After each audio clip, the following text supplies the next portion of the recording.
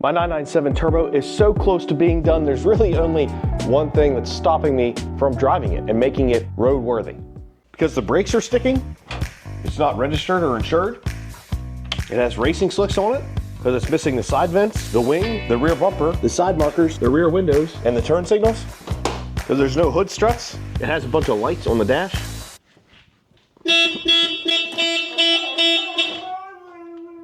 Wow, the alarm works really well in this car. Literally all I did was just peek in and the alarm went off. That's pretty cool. It's got no shift knob, no airbag, because it's untested and untuned and you don't even know what tune is on it. The car hasn't run in 10 years. Oof, I'm a little dizzy. Okay, there's a few things.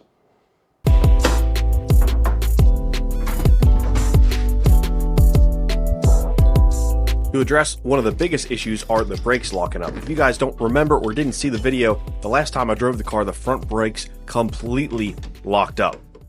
Now the only problem is this brake is locking up on me again. Well, maybe it's this one too. So the first thing I'm going to try is adjusting the master. You can see the adjustment in here. So I'm going to make it looser. I don't know if that's the issue or not.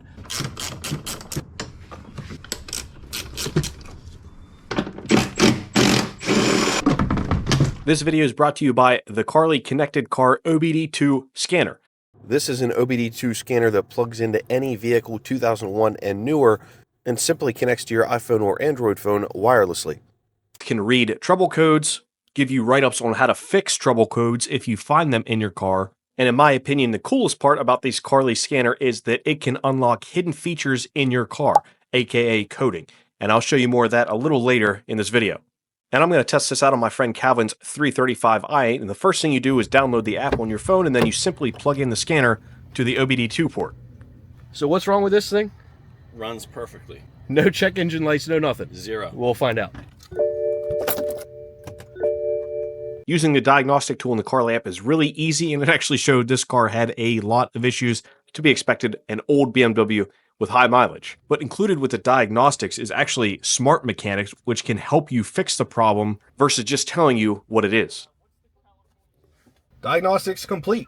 Now we can do something really cool with Carly. The best thing with BMWs, you can code so much stuff on this car. It's kind of crazy the amount of things you can do actually. The list for custom coding for this car go on and on and on. You can do things like daytime running lights, make the power folding mirrors fold and unfold with the key fob, make the windows go up and down with the key fob, turn off seatbelt light warnings, and even add a digital speedometer. So we actually did almost all of these things on Calvin's 335i, but there's even more things to code, and we'll probably end up doing in the future.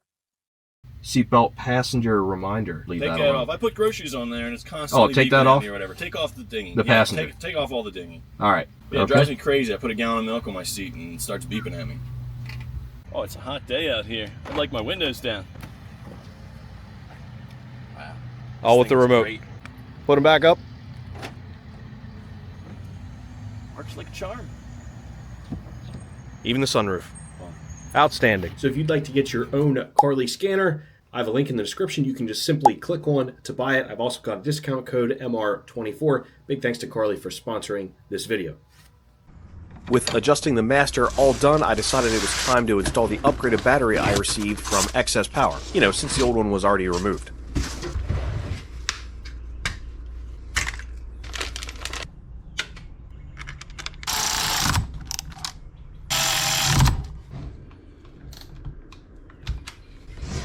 Should be a nice little upgrade. In the meantime, the new Excess Power battery is fully charged. I'm going to put that in a while, especially since it won't be in the way anymore because I fully adjusted that master. I have to put the battery in before we can take it on a drive and see if that fixed it.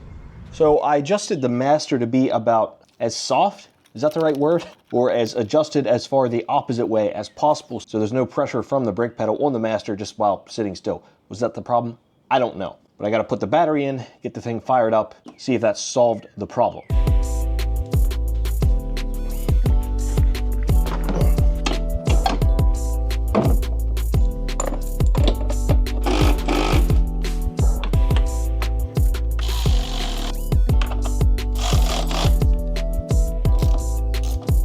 Almost forgot to put the horn back on. Should have done this before the battery. I I actually got hooked on excess power batteries from Taylor Ray and watching his YouTube videos, and thankfully they sent me this one to try out in the 997. It's a perfect fit, requires no modifications, and is a huge increase in capacity from the old cheap one that I had in there. Now, excess power makes tons of batteries to include lithium, AGM, and more. And I've also got a link in the description box for this specific battery.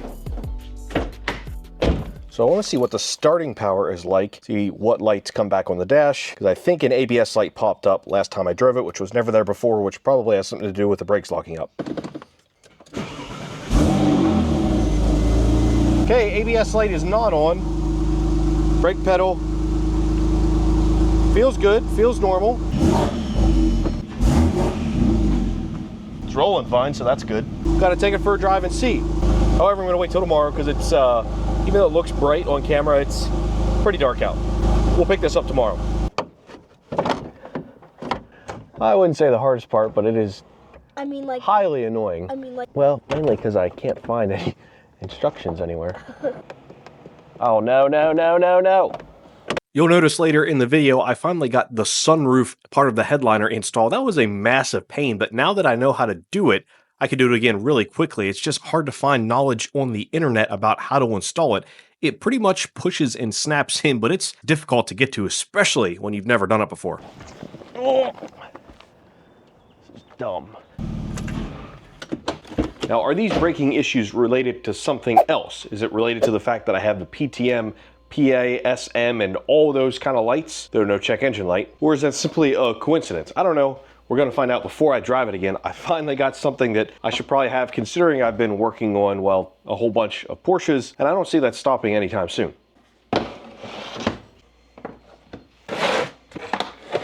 I finally got a Durametric scan tool, and I got the professional one so I can use it on, well, the current 2 Porsches that I have, and obviously, maybe not so obviously, I'll be getting some in the future. So I'm going to download the software, hook this up to the car, and see how it works. I've never used this. I'm just going to learn as I go.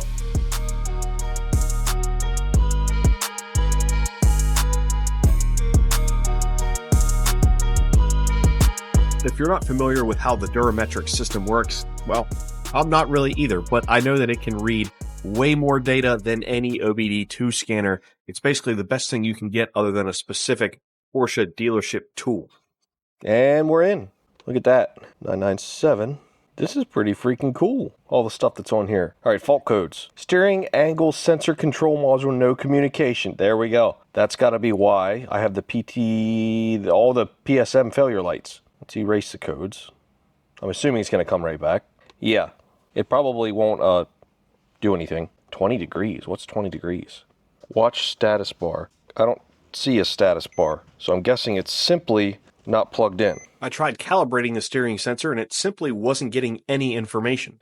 Oh, incorrect coding in the seat airbags. Wonder what that means. Oh, I bet you the coding turned off because of the race seat, so I just turned them back on. Wonder if that'll work now. Cool, that may have fixed the airbags.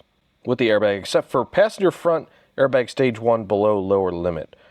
Okay, I'm not sure what that one is, but we'll look into that. Like I said, these are all things you can't do with just an OBD2 scan tool. Pretty cool stuff. All right, so steering angle sensor, it's the first thing I'm gonna look at.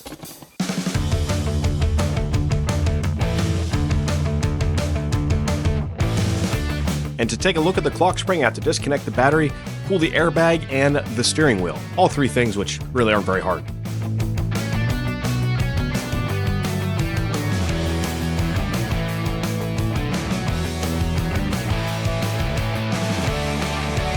So with Durametric, I verified that this is giving no angle input whatsoever. I verified it's plugged in, I pulled it off, put it back on. I don't see any reason why it wouldn't be connecting, so it's gotta be this, gotta be the clock spring. If I had to make at least an educated guess. I'll get a new one of these on order. Hopefully that fixes the problem, because if it's not this, I'm not really sure what it would be.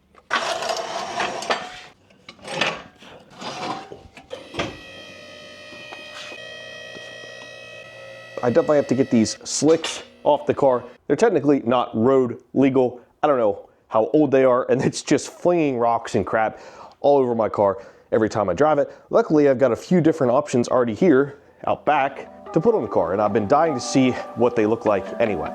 So for reference, take this in and let me know what you think compared to, well, the other options that I'm going to grab.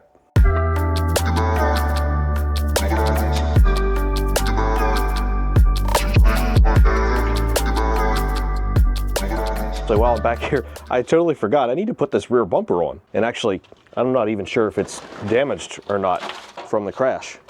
Let's find out. Looks like I might have gotten away with just the heat shield being a little damaged. I do have to find these bolts. I'd imagine they're somewhere, maybe in my pile of bolts over here. We'll see. Now this car came with what I assume, or what I think at least look like, head studs. Don't these look like head studs? There's a bunch of them. I mean, what else would they be? Does this car have upgraded head studs? Is that something you do on 997s? I don't know, but definitely piqued my interest. Aha, I think these are it.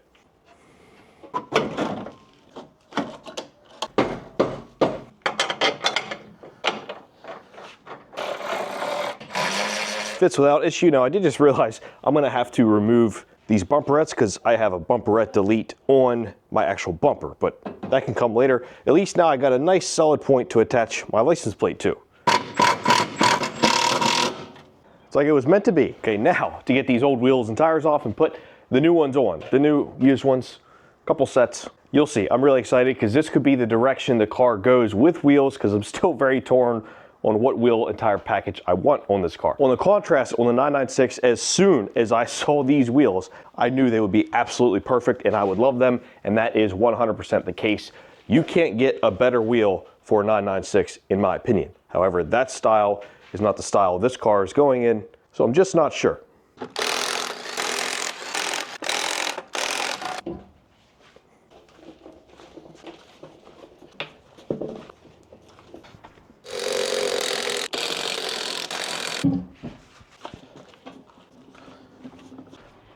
These wheels might actually surprise a few of you guys. I mean, you guys should know, oh boy, there's probably like a snake or something in here. You guys should know that I have these wheels, but you may have forgotten. Yeah, my Apex wheels from the 996. And we're gonna see how they work on the 997. Well, they've got no problem with clearance, which I expected. Offset looks about right, width looks right. The question is it the right style wheel for this car, and is it the right color? Let's throw in the back one.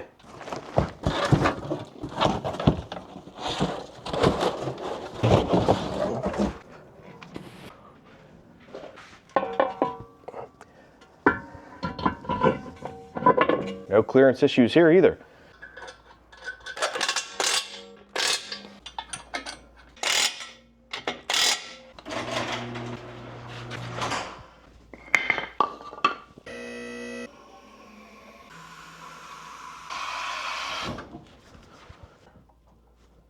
Whew, I don't know, boys. That might be the move.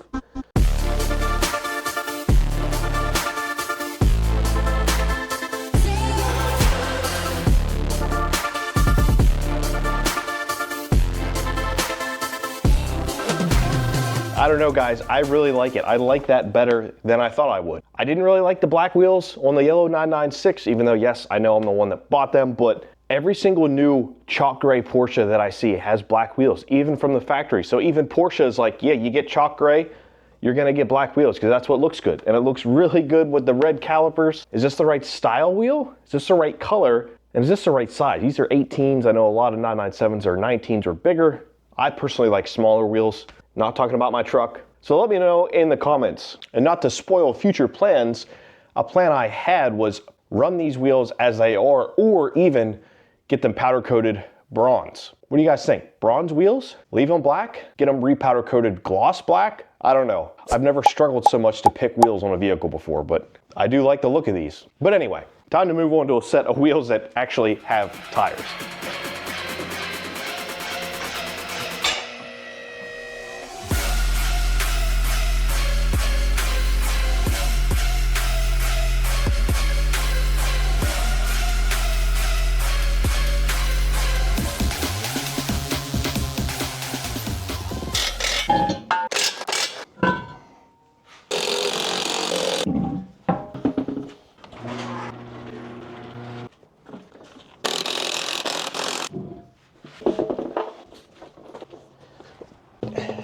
Now mind you, these are a little dirty, so don't judge too much. They've been sitting outside for 8 months.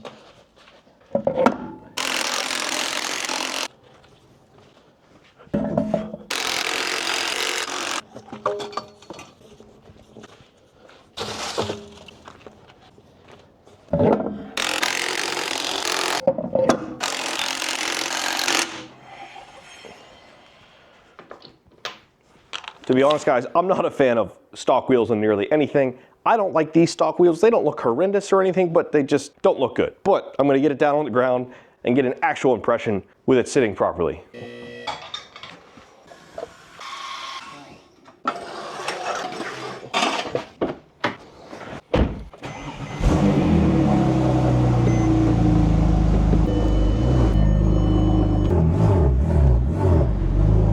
Well guys, let's have a look at this slightly transformed 997.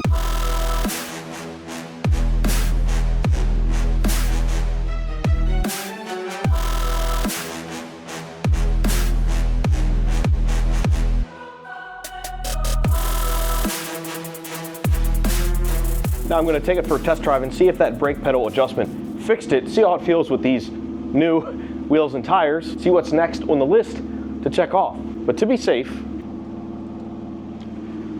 I'm bringing my wrench with me. First drive, hopefully the brakes are fixed. But if not, got my wrench.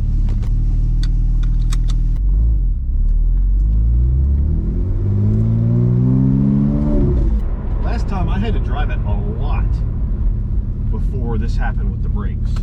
It wasn't like I took it for a short drive and then the brakes seized up. It was like a 15-minute drive. The first few minutes of the drive seem to be going perfectly well. I'm gonna pump the crap out of these brakes and just make sure they don't lock up. Nope, still rolling here just fine.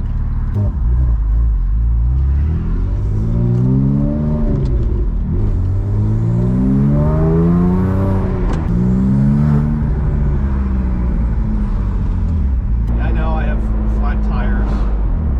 No, they're not flat. About 10 minutes into this drive and everything was still fine. This was looking good. Still rolling just fine.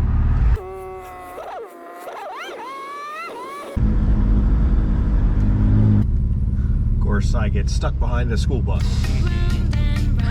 This thing is ruining my test drive. But so far so good here. Let me pump the craps out of the brakes.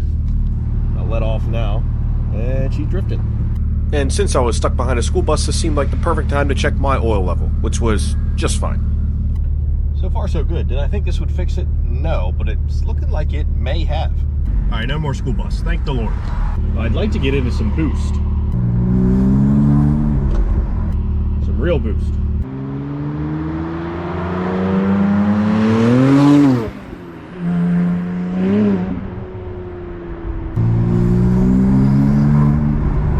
Absolutely perfect day to be driving this thing too, with all the windows down. You know, I don't have any rear windows, but all the rest of them are down.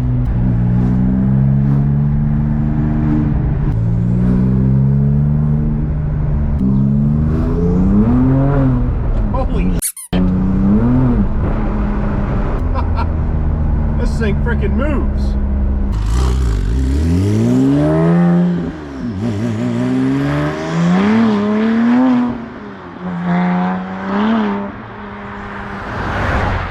Same spot as last time, except this time the brakes are working perfectly.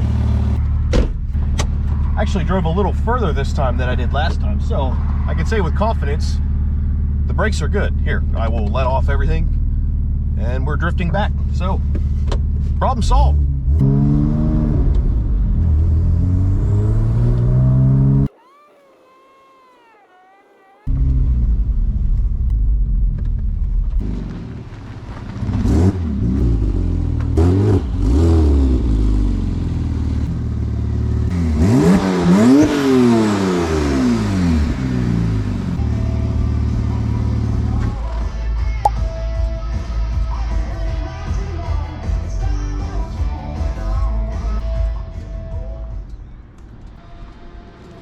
Always excellent news when you make it back to the garage and you didn't even need to use the tool that you took with you. I wasn't planning on installing the new clock spring in this video, but it showed up sooner than I thought. So I'm gonna throw that in quick and see if that fixes the problem with all the PASM stuff. That would make me really, really stoked. Yeah, it all looks the same. All looks exactly the same. Let me throw this in quickly, see if my diagnosis is correct, which it often isn't.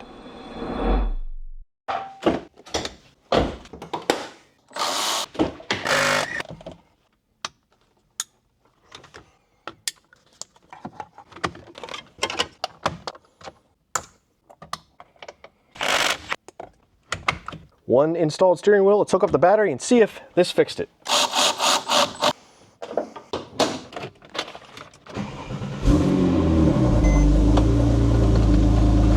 All right, well, it still says PSM failure and PTM failure. It's freaking hot in here. Fault codes, whole bunch of stuff. All right, these are the codes that are there. Let's clear them.